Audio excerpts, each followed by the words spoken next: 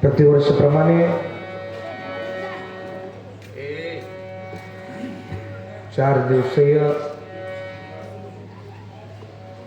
अखंड हरिनाम सप्ताह आवाज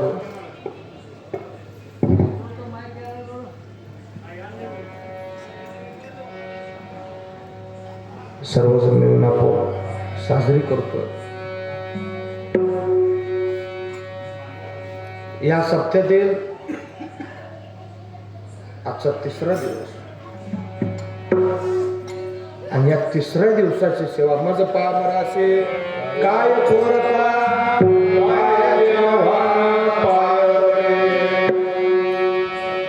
भगवान परमात्म्याच्या तुम्हा सर्वांच्या कृपा आशीर्वादाने आजच्या 3ऱ्या दिवसाची सेवा प्रदान झाली. सेवेकरिता जगाचे जगद्गुरु देवगावचे असणारे तुकोबारायाने भक्तीचा कळस केला. असे सच्चिदानंद परब्रह्म तुकोबारायांचा निवडलेला 4 चरणाचा आजचा मागणीपर अभंग आहे. आजच्या मागणीपराच्या अभंगा दिवशी भगवान परमात्म्याकडे जगद्गुरु तुकोबाराय एवढंच म्हणतात, हे चिदान देगा देवा तुझा विसर गुण गाई नावडे हेच माझे सर्व नलगे मुख ते धन संपदा संत संग दे सदा तुका म्हणे गर्भवासी सुखे घालावे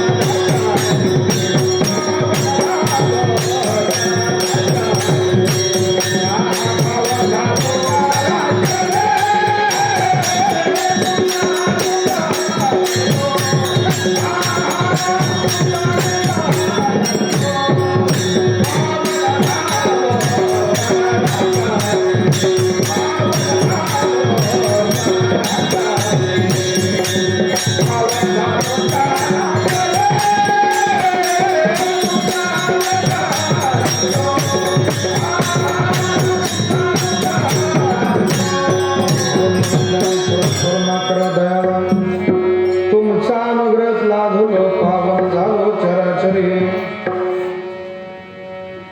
भगवान परमात्म्याच्या कृपाशीर्वादाने अखंड हरिनाम सप्ताह चालत असलेला प्रत्येक गोष्ट करत असताना प्रत्येक कार्य करत असताना त्या कार्याला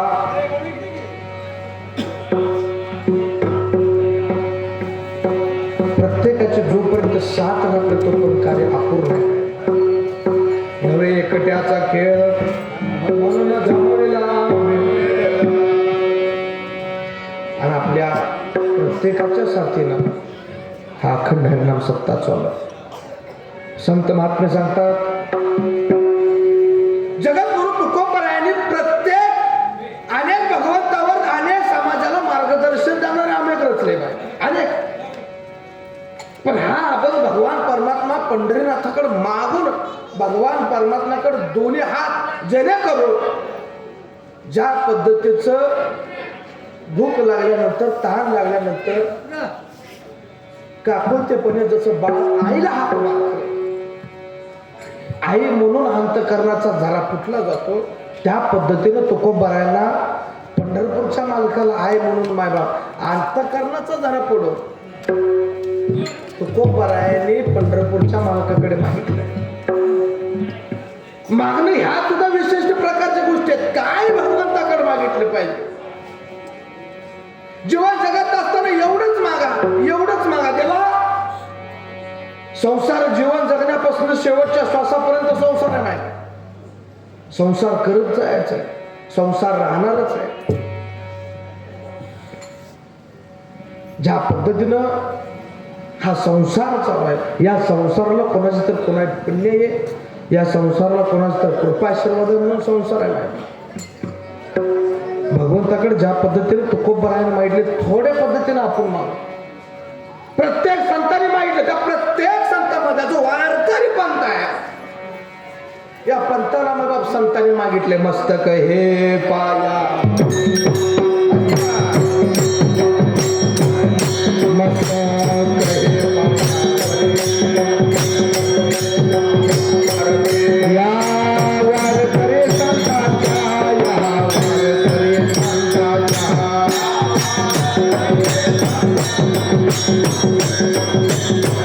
या वारकरी संतांच्या या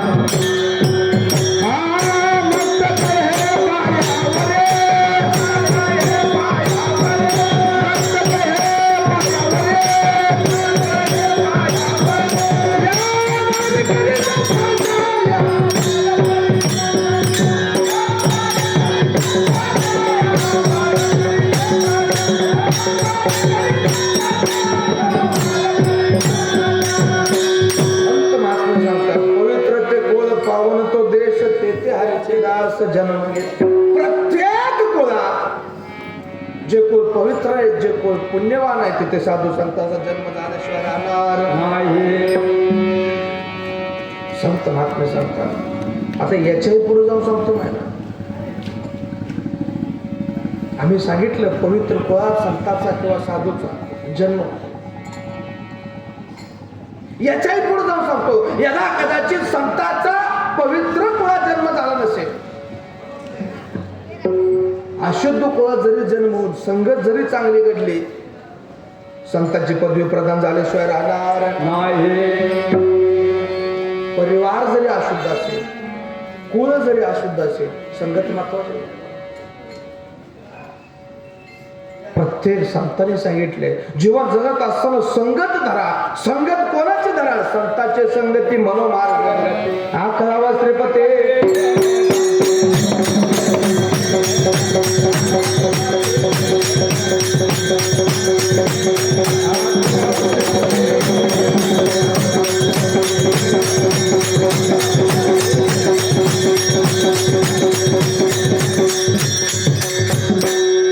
संत महात्मे सांगतात पंढरपूरच्या पवित्र क्षेत्रापासून 7 मैल अंतरावर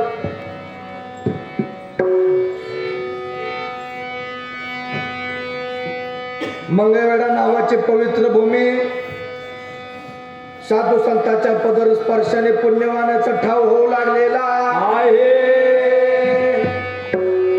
पंढरपुराच्या पवित्र क्षेत्रापासून 7 मैल अंतरावर पवित्र भूमी, ज्याला मंगळवेढा असं म्हटलं जातं. या मंगळवेढ्यामध्ये 14 संत झाले. म्हणून या मंगळवेढ्याला मंगळवेढा भूमी संतांची म्हटलं जातं नाही ना. उत्तर भारतापासून जर वर गेला तुम्ही, मध्य प्रदेश सोडून जर वर छत्तीसगड, झारखंड, दिल्ली ह्या बाजूला जर गेला, इथं प्रत्येक जागेला गेल्यानंतर किंवा उत्तर प्रदेश, उत्तराखंड, इकडे प्रत्येक जागेला गेल्यानंतर तुम्हाला प्रत्येक पाट्या दिसल्या जातात ना. देवभूमी में आपका स्वागत. भगवंताची जरी उत्तर भारत म्हणून भगवंताची देवभूमी ओळखलं जातं, दक्षिण भारत हा माझ्या संतांची भूमी म्हणून ओळखलं जातं. बघ तेवढं लक्षात ठेवा. त्या संतांच्या भूमीत तुमचा आमचा जन्म झालाय. एवढं पवित्र आहे, एवढं पवित्र आहे. आपण पवित्रता फक्त आपण ठाव ठेवला पाहिजे नाही बाप. फार मोठं देह पवित्रवान आहे आपलं. एकतर पंढरपूरच्या नगरीमध्ये भगवंताच्या कृपा आशीर्वादाखाली भगवंताच्या सानिध्यात आपण जगतो. त्यातही जगत असताना पवित्र अशा मंगळवेढ्याच्या भूमीमध्ये तुमचा आमचा जन्म झाला. अजून काय पवित्र पाहिजे माझ्या बाप आपल्याला. म्हणून सांगता जाईल अशा पवित्र कुळात आपला जन्म झालाय. कुळच आहे मंगळवेढा. हे पवित्र ठिकाण जरी असेल तर आपलं जन्माचं कुळ आहे माझ्या बाप. पवित्र ते कुळ पावनतो हरिचे दासा.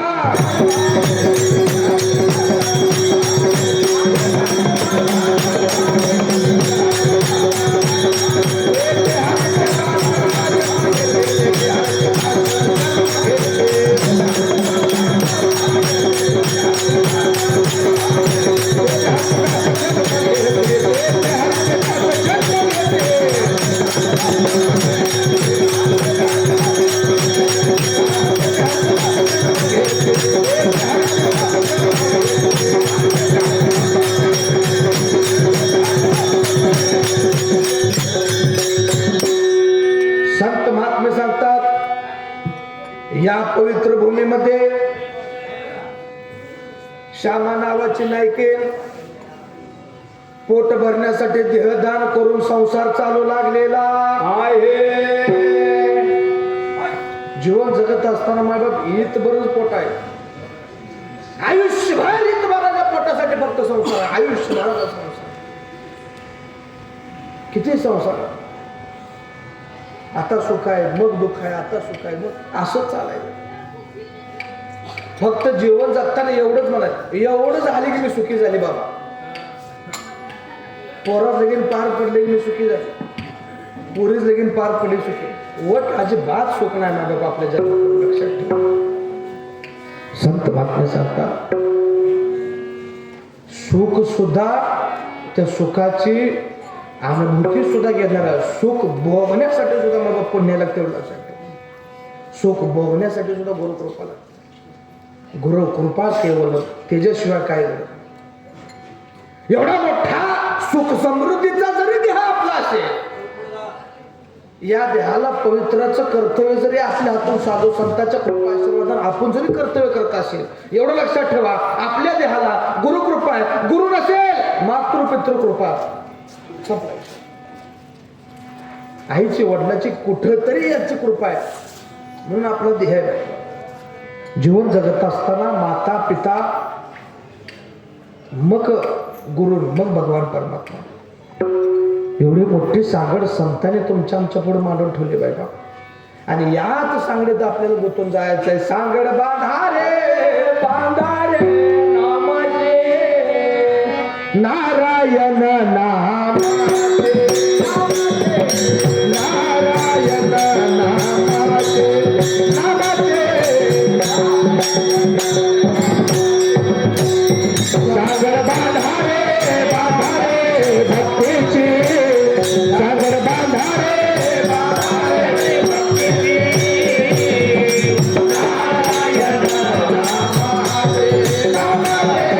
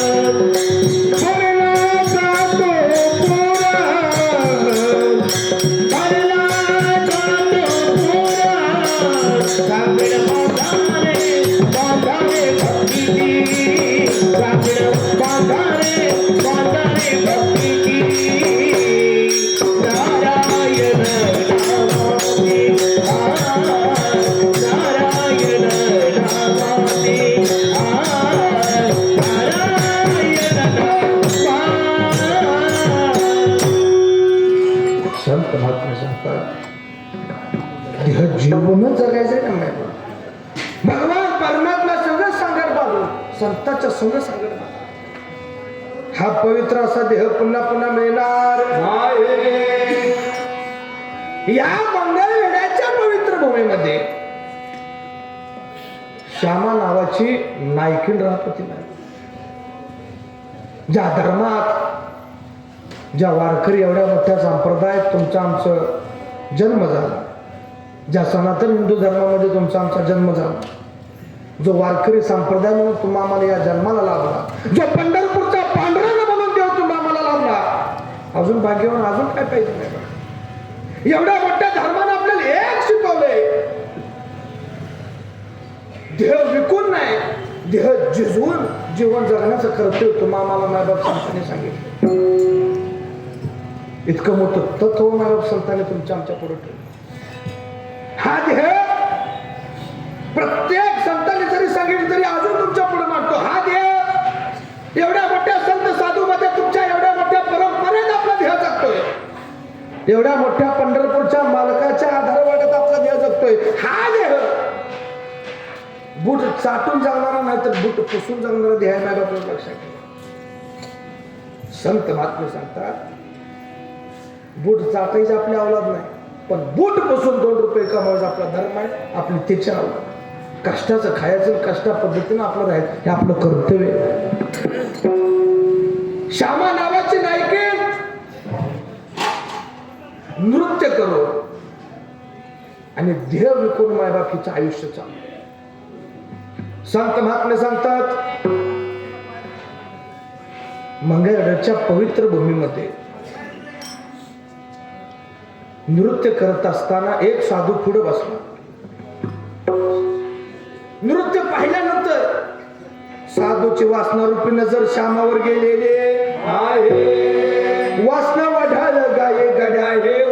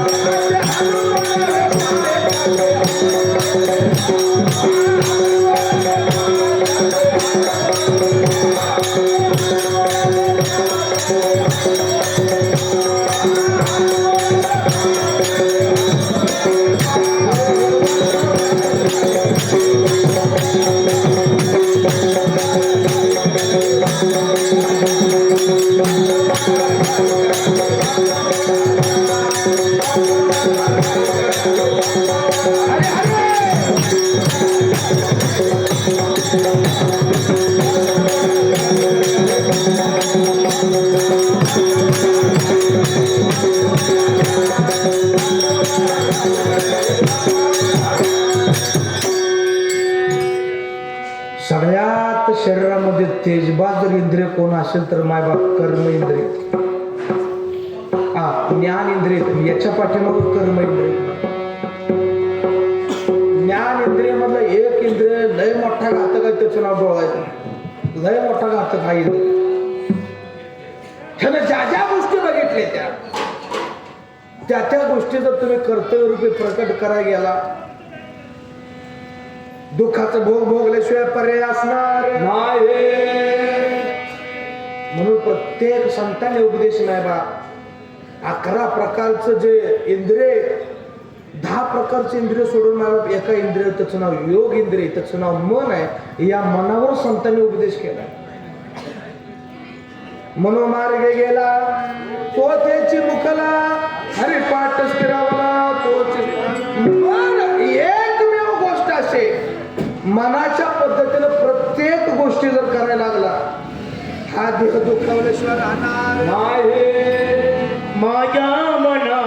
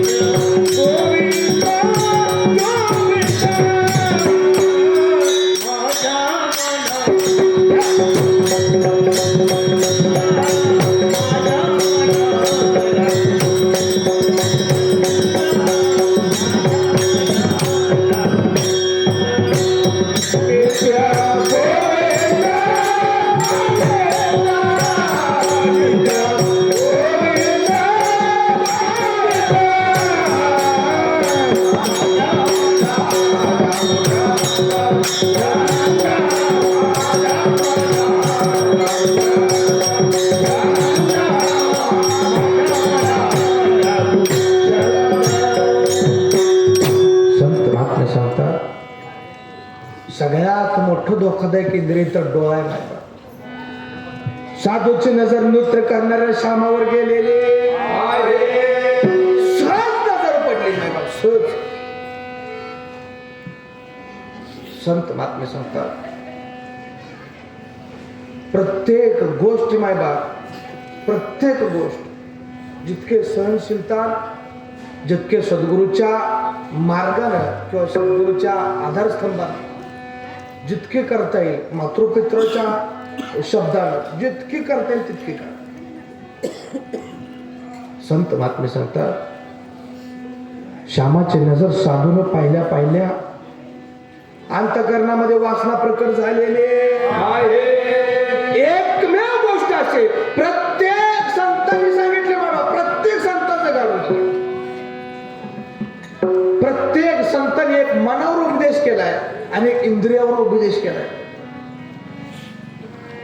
मारकरी झाला, गळ्यात टाळ गाठला, विणा गाठला, बुक्का लावला, अष्टगन लावला, एवढं सगळं करून जर मन ताब्यात नसेल, या देहाचा काय उपयोग असणार? कर्तव्य रूपी निष्ठा रूपी देह मायबाप, हा 3.5 हाताचा देह पंढरपूरच्या मालकाला अर्पण झाला पाहिजे. याला कर्तव्य रूपी निष्ठा म्हटलं जातं. जो गुरु सांगेल, जो सद्गुरु सांगेल, त्याच्या वचनावर, त्याच्या शब्दावर हा देह चालला. इतक्या तत्वनिष्ठाने देह चालला पाहिजे. संत महात्मे सांगतात, श्यामा नायकीन साधूची नजर एकत्र झाल्यानंतर अंतःकरणात वासना प्रकट झाली. वासना प्रकट झाल्यानंतर झालेली, जागृत झालेली वासना श्यामा नायकींच्या अंतःकरणाला जडून पवित्र अशा देहातून गर्भधान झालेला आहे. प्रत्येक कर्तव्य करत जरी साधू आहे, नजर बघण्याचा दृष्टिकोन फक्त चुकला पाहिजे. साधू दोन्ही हात मागा सरकून सांगितलं, दोन्ही हात काना लावलं, पण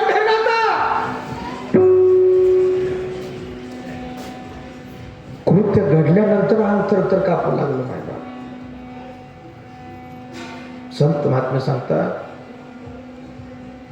जोपर्यंत कृत्य घडत नाही, एक वासना असो किंवा कार्य असो, तोपर्यंत त्या कार्याची आशा लागत जाते माहिती. ते कोणतंही असो, एकदा घडल्यानंतर, ठेस लागल्यानंतर मग कळलं जातं की चूक घडली. प्रत्येक चुका माफ केली जातील बाबा, प्रत्येक चूक. अंतःकरणात जडलेली वासना जर विचित्र रूपात प्रकट झाली तर याची चूक नाही माफ करता येणार. संत महात्मे सांगतात, साधूच्या लक्षात आल्यानंतर राम राम राम राम राम साधू म्हणून मागे सर अंतःकरणात चढू लागला, भगवंता कोणत्या जन्माचं पाप केलं रे. गोष्ट घडल्यानंतर मी सुखात असोपर्यंत देव आठवत नाही तुम्हाला ना.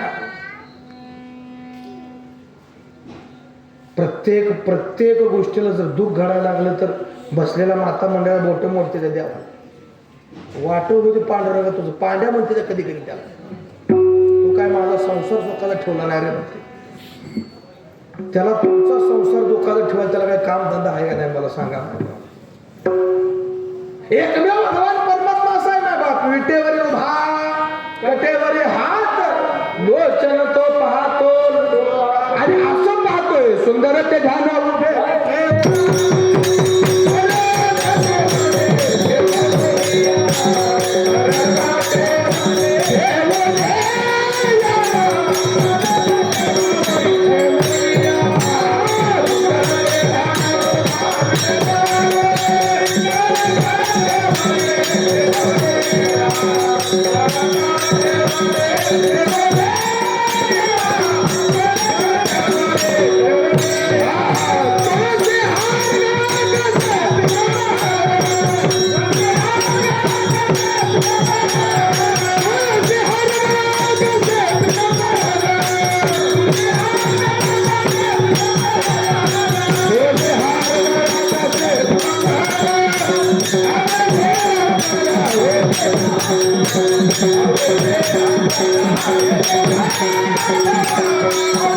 Thank you.